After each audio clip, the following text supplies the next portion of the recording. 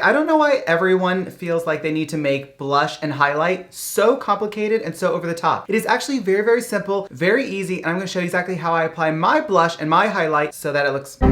I don't understand why everyone makes the concept of blush and highlight super difficult and like it's some crazy thing. So today I'm gonna break it down nice and easy for you guys so you can see exactly how I apply my blush and my highlight. That way it looks natural and beautiful. Let's get into it. So already on my face, of course, I have makeup on. I have foundation, concealer, bronzer, setting powder, and setting spray on. So now we're moving on to blush. So today I'm going in with the Lunar Beauty Moon Prism Blush Palette. This is one of my favorite blush palettes. You can obviously see that Pink Moon is my go-to shade. So when it comes to applying our actual powder, so when it comes to applying our bronzer, oh my God. So what brush are we gonna use to apply our blush? I cannot talk today. I'm sorry, I can't talk.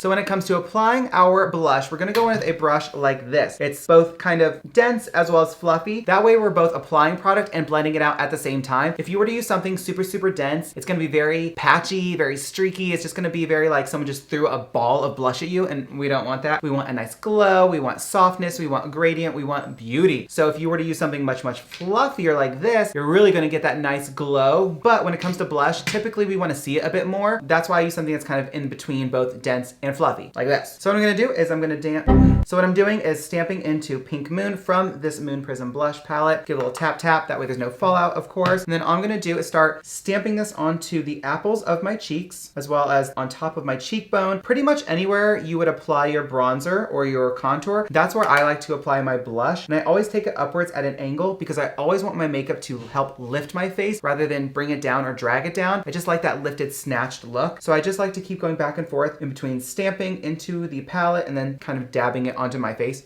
Dab. Really? Just because it looks really natural and looks really nice. I also don't want to mess up any of the product underneath this blush, so my concealer or my bronzer or my foundation, because if you're using a brush that's a bit more densely packed like this and you're kind of going in circles and just kind of going ham, you can move other product around and we don't want that. So as you can already see from this side compared to this side, right here you see a lot more flushness and you see that blush, you see that kind of that cute warmth it brings back to your face, that dimension. Whereas over here, yeah, you have the bronzer, it's doing what it needs to do, but obviously we can zhuzh it up by applying our blush. Now for my nose, I just kind of give it a little like zhuzh, nothing crazy, but just so it kind of brings everything together and everything's kind of like the same tone. Let's quickly touch on the differences between a cream blush and a powder blush. If you're someone with more dry skin, you'll probably prefer a liquid or a cream blush just because liquid and creams on top of more dry skin usually works together pretty well. But on the flip side, if you are someone that has more oily skin, you'll probably prefer a powder blush just because that powder is gonna kind of set that oiliness in place and kind of keep it at bay. It's gonna really do a good job at working hand in hand with that oiliness. Dry skin, probably liquid or cream. Oily skin, probably powder. If you're combo, see which one works best for you.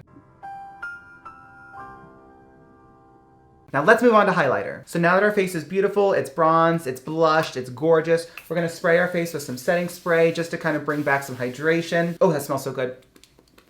I mean, that's nasty. So for highlighter, we're going with the Blend Bunny Cosmetics Noctilucent Highlighter Palette. This is absolutely stunning. As you can see, it shifts depending on the light. So gorgeous. When I first opened this palette up, depending on the light that I was in, I saw it like this. So I only saw like one pink color. And then when I turned it, it's still kind of hard to tell on camera, but when I turned it, I was like, oh, there's actually, you know, 6 completely different shades. Love that for Blend Bunny. So I'm gonna take a Sigma F35 tapered highlighter brush like this. I'm gonna dip into a little bit of, let's go with Transient down here at the bottom. Now keep in mind, this specific highlighter is more glittery than most highlighters, but the concept and application is still the same. Typically speaking, you're gonna wanna apply it to the high points of your face where sunlight or filming lights would naturally hit it. It's just meant to accentuate this area. I'm just gonna kind of shimmy it down from like the temple area, down on top of my cheekbone. Look at that glitter, that's amazing, oh my God. Damn!